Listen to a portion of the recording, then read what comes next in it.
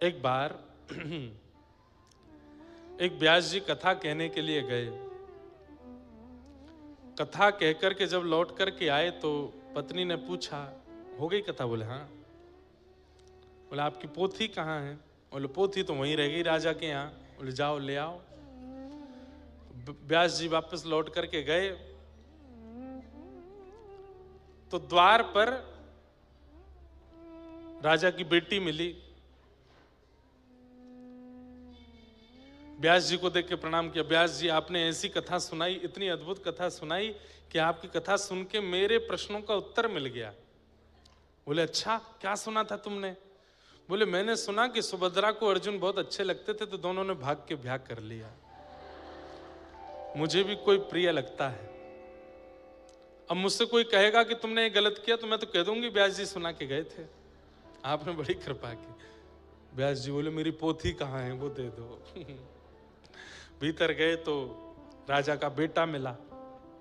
व्यास जी रुकिए रुकिए रुकिए, आपको प्रणाम तो कर लूं मैं? बोले क्या हुआ बेटा?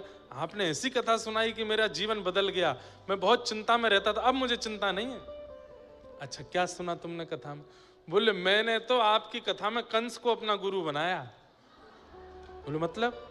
योग्य हो गया था राज्य गद्दी पर बैठने के, लेकिन पिता उसको राज्य गद्दी नहीं बैठा रहा था तो पकड़ के पिता को जेल में डाल दिया, खुद बैठ गया। मैं भी यही करूंगा।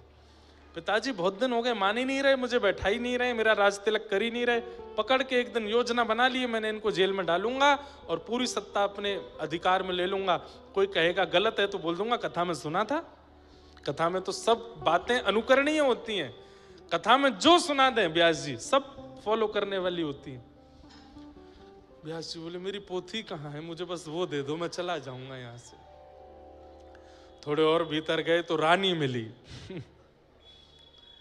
अरे व्यास जी आइए, प्रणाम आपको। आप लोग ताली बजाते हैं, ठाकुर जी बोले मैं कैसे बजाऊं? तो गुब्बारों फोड़ के बजा रहे हैं। तो